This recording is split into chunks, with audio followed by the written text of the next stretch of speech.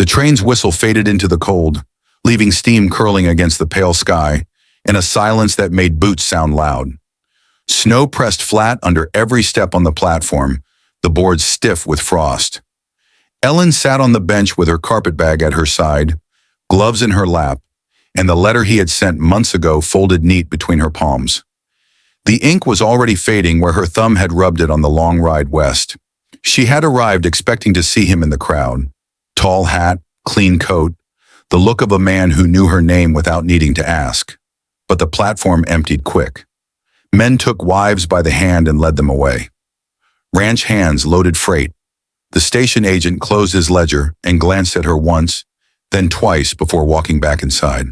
A loose paper from the depot board tumbled down the tracks until it caught on a rail spike. No one claimed it. She stayed where she was, not yet willing to admit the truth that had been forming from the moment the train slowed. The letter in her hands was warm from her skin, but the promise inside it had gone cold. The last of the passengers crossed the yard toward the street. Hooves clapped on frozen earth beyond the station. No voice called her name. Snowflakes began to fall. Thin, slow, as if the weather wanted to think about it before committing. Ellen pulled her coat tighter. The train crew moved like shadows in the steam. A man with a cane climbed into the baggage car and slammed the door shut from inside. The locomotive's heat drifted toward her and then away with the wind. She noticed the children before they spoke. A boy, no more than 8, stood a few yards off, a wool cap too big for his head, one mitten missing so his bare hand was pink at the knuckles. Beside him, a smaller girl clutched a worn teddy bear with one button eye. The bear's fur had been rubbed down to the cloth in patches. Her hair was light, her cheeks raw from the cold. They were watching her with the stillness of strays who've learned to weigh people before stepping closer. The boy moved first. He crossed the space with the steady gait of someone who didn't expect to be stopped. The girl followed, her boots scuffing the snow. When they reached the bench, the boy lifted his chin, eyes steady. "You're the bride," he said, not a question. Ellen didn't answer right away. The title felt strange in his mouth, smaller somehow. "I came on the noon train," she said, voice low. The boy nodded once, as if that was enough proof. He glanced at his sister, then back at Ellen. "He's not coming," he said, simple and final. "But we can." The girl stepped closer, holding the bear tight to her chest. "You need a home," she said, voice soft but certain. "And we need a mama." Ellen's breath caught. She looked at the boy's thin coat, at the girl's fingers showing through the seams of her mittens. She thought of the room she had never seen, the meals she had imagined, the man she had tried to picture. Then she thought of the train, already gone, and the road into town that looked longer than she wanted to walk alone. "What are your names?" she asked. The boy's shoulders squared. "Matthew," he said. "This is Clara." Clara nodded, her gaze never leaving Ellen's face. "We're good," she added, as if that settled things. They didn't wait for her to agree. Matthew picked up the carpetbag from beside her and started toward the street. Clara followed, small boots leaving shallow prints beside his. Ellen rose without thinking, the cold already finding her legs where the coat didn't reach. She caught up with them halfway to the corner. "Where are we going?" she asked. Matthew pointed down the main street, where wood plank sidewalks sagged under the snow and storefront windows glowed dim in the gray light. "We stay behind the feed store sometimes. There's a stove if you know how to start it without smoking the place." Ellen didn't say she knew. She only walked beside them, the carpetbag swinging between Matthew's mitten and her own gloved hand. The snow picked up, flakes larger now, drifting into her hair and catching on Clara's bear. They passed the mercantile, where a woman inside looked up from stacking tins and tracked them through the glass. At the corner, a man in a heavy coat tipped his hat without smiling. No one asked where Ellen's husband was. No one asked who the children belonged to. Behind the feed store, the wind was blocked. A lean-to of scrap boards and old wagon canvas pressed against the brick wall. Inside was a pot-bellied stove, black with use, and a pile of wood cut too long to fit without trimming. Matthew set the carpetbag in the driest corner and began breaking kindling over his knee. Clara stood by the stove, rubbing her hands together in short bursts. Ellen removed her gloves and knelt by the stove. The metal was cold.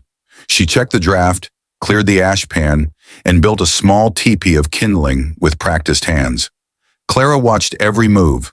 When Ellen struck the match and the flame caught, the girl's eyes widened just a little. The heat came slow, but it came. They sat close without speaking. Matthew passed her 2 pieces of bread wrapped in paper. "From yesterday," he said. Ellen split one with Clara and took the other for herself. The bread was dry, but the warmth from the stove made it taste like more than it was. Outside, the wind shifted, carrying the distant sound of a stagecoach wheel on frozen ruts. Ellen looked at the children, Matthew leaning forward, elbows on his knees, Clara with the bear resting in her lap, and felt something settle in her chest. Not comfort exactly, but a reason to stay seated. When the bread was gone and the stove's heat filled the lean-to, Clara leaned her head against Ellen's arm. Matthew pretended not to see. Ellen stayed still, letting the weight of the girl's head press into her sleeve. Snow piled against the doorway, soft and quiet. The matchbox sat on the crate beside the stove. 3 matches left. Ellen thought of the letter in her coat pocket, the name on it that had failed to appear. She looked at Matthew and Clara and wondered if names mattered as much as promises kept in the cold. The snow eased by morning, leaving the ground crusted in a brittle shell that cracked under each step. Ellen woke on the cot Matthew had offered, without asking if she wanted it. The stove cold, but the air still holding the ghost of last night's heat.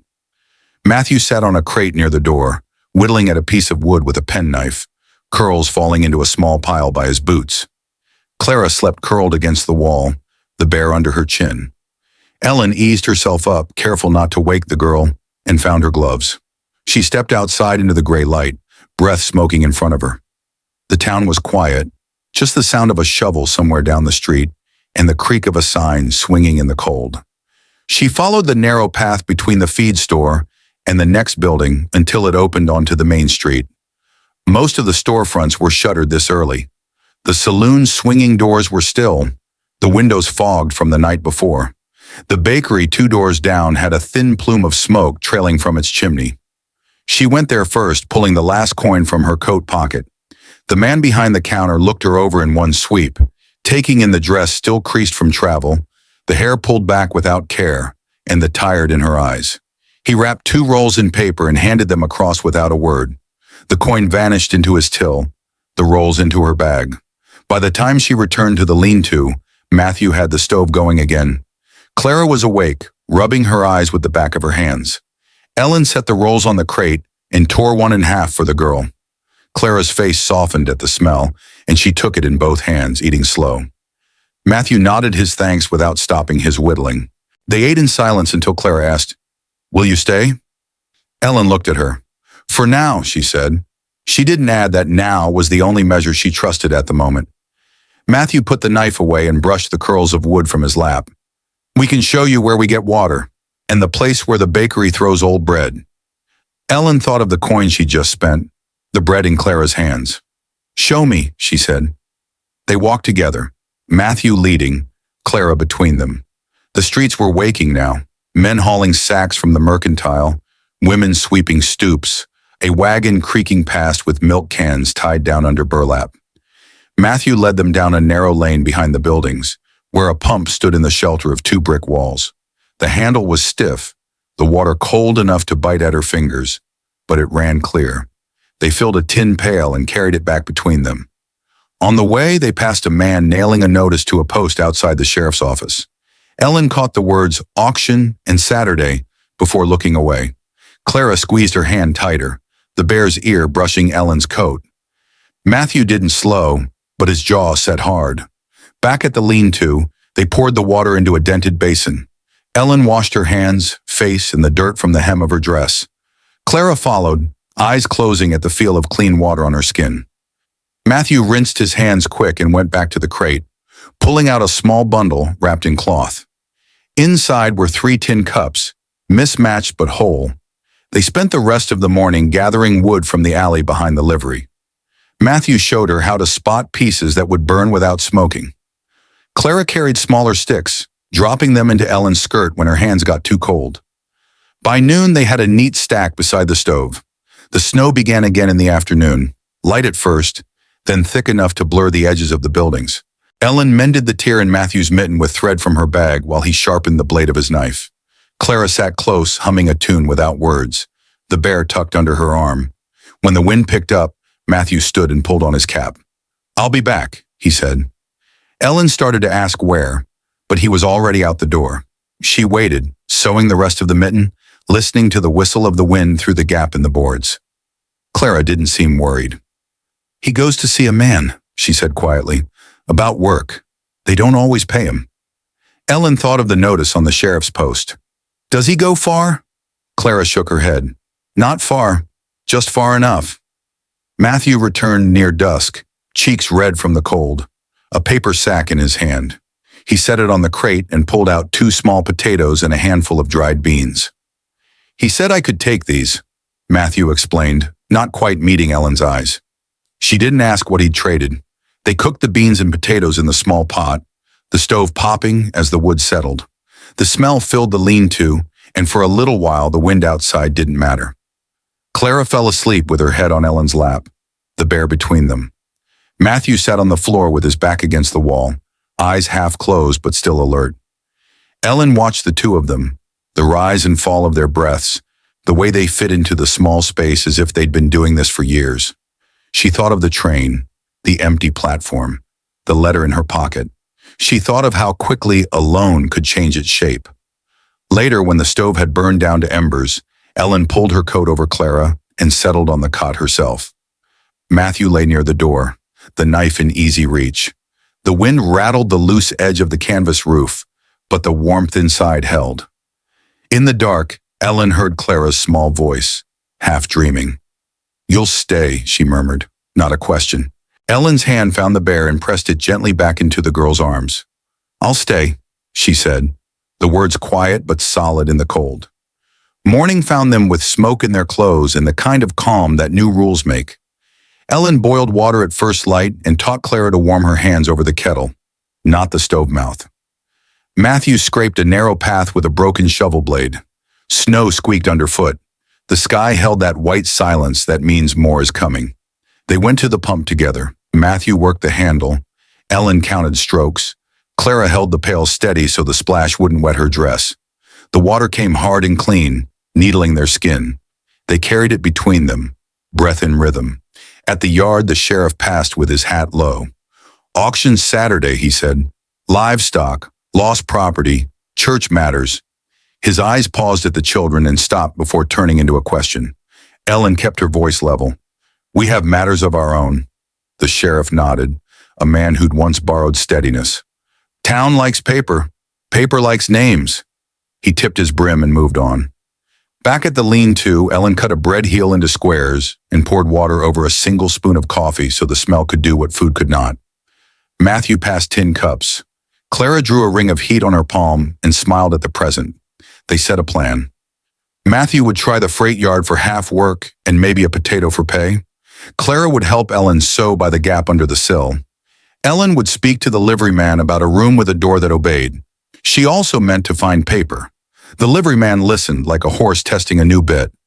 "Room by the loft is clean," he said. "Roof holds if wind minds its manners. 2 bits a week. Wood extra." His eyes strayed toward the alley where Clara counted fence knots with one mitten. "Kids break what they can't fix?" "They fix more than they break," Ellen said. He grunted and handed her a key with honest teeth. "Door sticks," he said. "So do ideas." The room was narrow and plain. A cot, a peg, a square window on the freight yard. Ellen brushed the boards with her palm. Clara set the bear on the sill and patted its head once. Ceremony complete. Matthew learned the latch's trick and taught it back to Ellen. They moved by increments: blanket, basin, tin cups, 3 breaths, learning corners. Ellen wrote a list inside her glove with a pencil stub, matches, needles, ribbon for Clara if coin remained, and folded the glove like a secret. Work stretched the day thin. Matthew hauled until his arms shook. He came back with 2 turnips and a warning to stay clear of a man named Pike, who sent boys where the sheriff's eyes were not. Clara and Ellen mended a sack for the grocer in exchange for lard and a twist of salt. Ellen's stitches were small and even. Clara's bigger, but brave. They washed the sack before returning it. At noon, a wind from the shed smelled of iron and rope. Men let their talk echo and called it sense. Ellen saved her questions for the courthouse clerk, a thin man with a pencil behind his ear and the wrong month on his wall. "Paper for what?" he asked. "For staying," she said. "3 names in one room." He rifled a drawer and found a form that had never been used.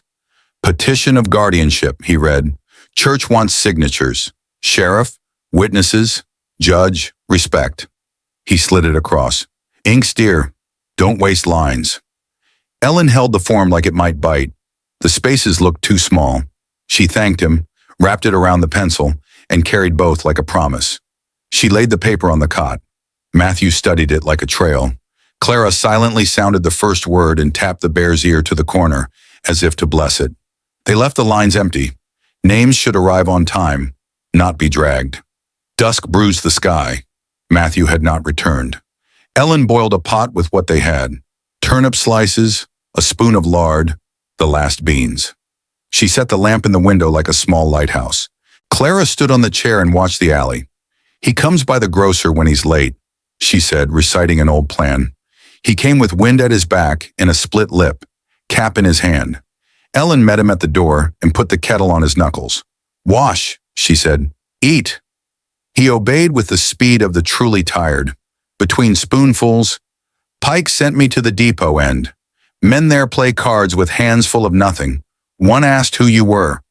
"I'm the woman who stayed," she said. It was enough. The stew was thin but patient. The lamp brightened after a trimmed wick. Clara slept against Matthew's shoulder, the bear mashed between them like a soft oath. After they slept, Ellen set the paper on the crate and opened a tiny bottle of ink bought with the last coin. The pen scratched, then smoothed. She wrote her name first, not the one the letter had tried to buy, but the one she had carried since before trains. Under Guardian, she left a line. Under Ward, too. She blew the ink dry and folded her hands like a woman who can wait. Snow sifted again, fine as flour. The town quieted to hooves seeking stalls. The bear watched the dark with stitched patience. Ellen set down the pen and felt the room take her weight without complaint. Saturday would bring auction and measuring looks. Sunday would bring folded questions. Monday would be Monday. Water to carry, wood to cut, a stove to mind. Between those days lay a line a person could step across and choose which side to live on. She banked the fire low and lay down with her back to the door, the children's breath steady behind her. The paper dried on the crate, corners curling at the damp. The room made the small sounds that mean safety, a board settling, a sigh from the stove, a child's foot searching for blanket and finding it. Ellen closed her eyes. Night held. The decision did not feel like a cliff. It felt like a step onto ground that had waited under snow. Patient, sure. Before sleep took her, she rose once more and set the lamp lower, then lifted Clara's hand and tucked it under the blanket so the fingers would remember warmth. She checked the latch and the window gap with the butter knife. She set Matthew's cap on the peg and left the knife on the crate where his hand would find it. She looked at the form in the lamplight and traced the blank lines with one finger, a rehearsal for courage. Outside, a wagon rattled past, chains ticking. The pump coughed in the alley and went still. Even the saloon gave up. The town settled like flour in a sack and let the night carry it. Ellen stood at the window and watched her breath cloud the glass.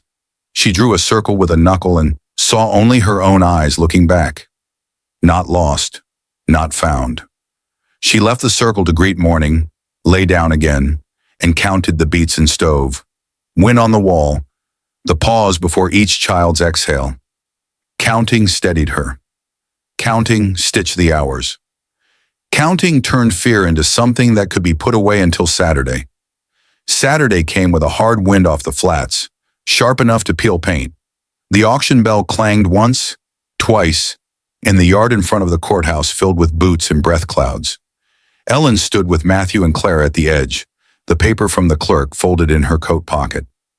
Clara clutched the bear under one arm, ribbon trailing from her mitten. Matthew kept his hands in his pockets, shoulders set as if to take up more space than he had. The sheriff called lots from a crate. Livestock first, thin cows with winter hips, a mule that tested every hand that tried to lead it. Then wagons, barrels of nails, a heap of scrap iron. Men raised hands, prices bounced. voices carried like stones skipping water. Halfway through, the sheriff unrolled a separate sheet. Guardianship petitions, he said. 2 minors, siblings, Matthew and Clara James. His eyes swept the crowd. No family claiming? No church ward? Silence answered. Then petitions may be filed by qualified residents. He scanned faces. Names on paper before the week's end. Ellen's gloved hand closed on the folded form. She could feel Matthew's glance, quick and cautious. Clara's mitten brushed Ellen's coat. The sheriff waited a breath, then rolled the sheet and moved on. The crowd shifted, attention turning back to wagons and nails. When it was over, people drifted toward the saloon or home. Ellen led the children down the side street, snow crunching underfoot. In the lean wind shadow between the bakery and the mercantile, she stopped. We're going to the courthouse, she said. Matthew's mouth tightened. Paper doesn't change much. It changes enough, Ellen said. It says you have a door that shuts from the inside. Inside, the courthouse smelled of coal smoke and cold ink. The clerk looked up, pencil in hand. Ellen laid the folded form on the counter. Filing for guardianship, she said. He nodded, drew the paper closer, uncapped his pen. Names? Ellen wrote hers first, slow and plain. Then she wrote Matthew's and Clara's. The clerk blotted the ink, sanded it, and slid the paper into a leather folder. Judge will see it Monday, he said. Bring the children. Outside, the wind had dropped. Sun touched the eaves, bright but without heat. Clara took Ellen's hand without looking up. Matthew walked on Ellen's other side, his mitten brushing her sleeve in rhythm with her steps.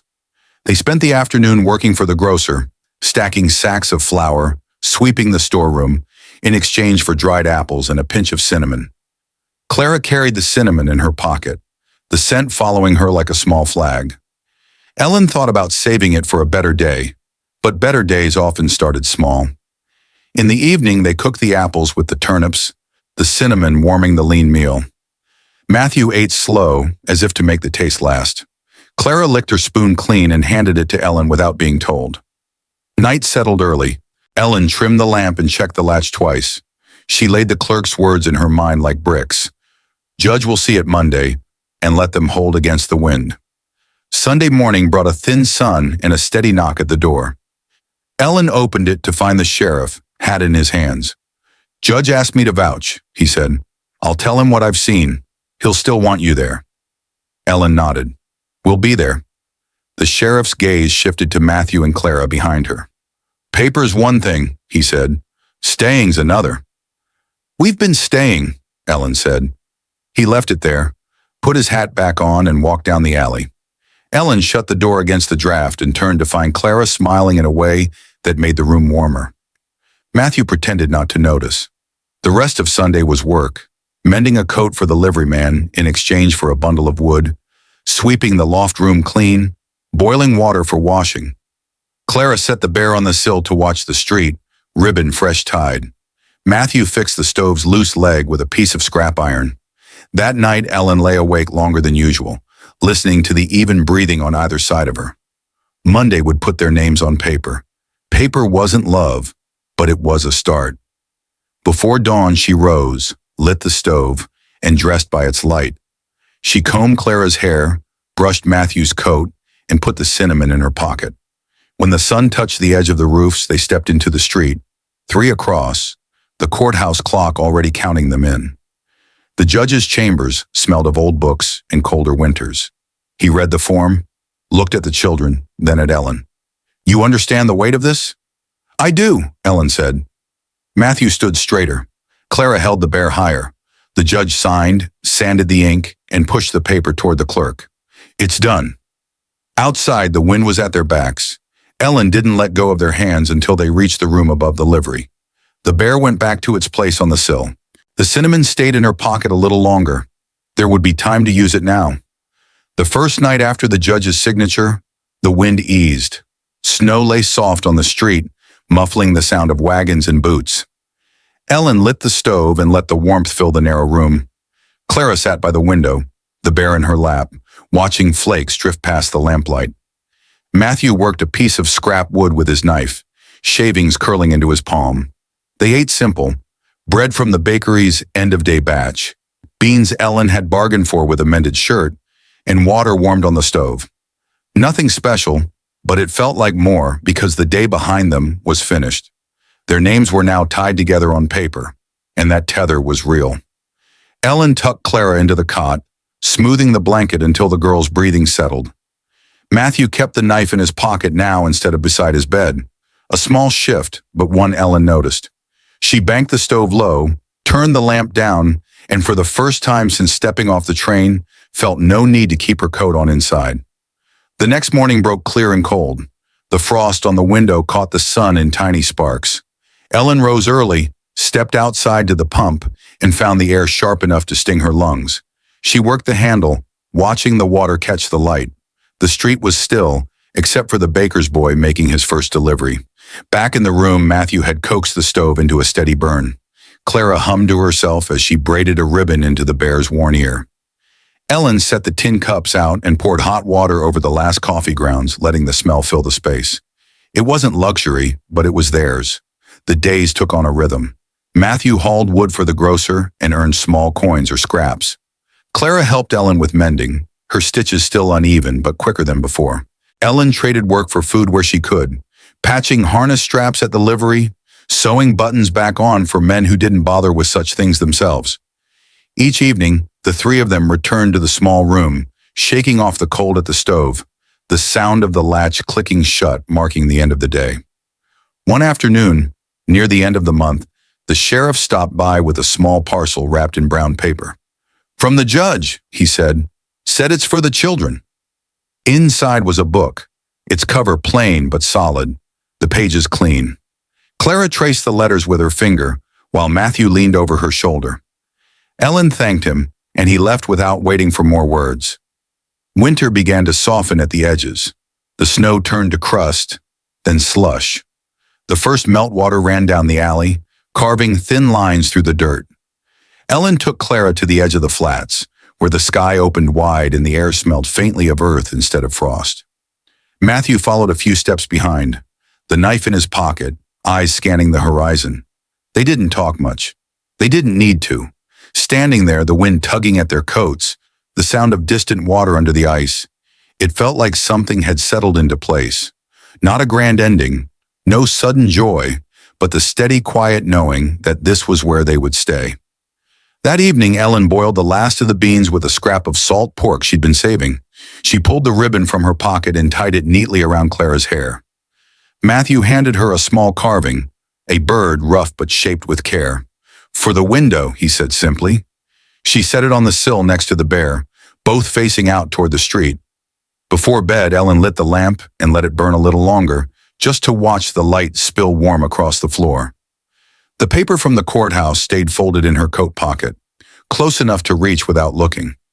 It wasn't the only thing holding them together now, but it was proof they had chosen one another. When the lamp was out and the stove banked, the small room breathed with the sound of three steady sleepers. Outside, the street lay empty, snow melting into dark patches of earth. Spring would come in time. For now, there was enough. If this story touched you, leave a comment about what stayed with you most, or what you'd like to hear next. Don't forget to like the video and subscribe. Your support helps keep these stories alive.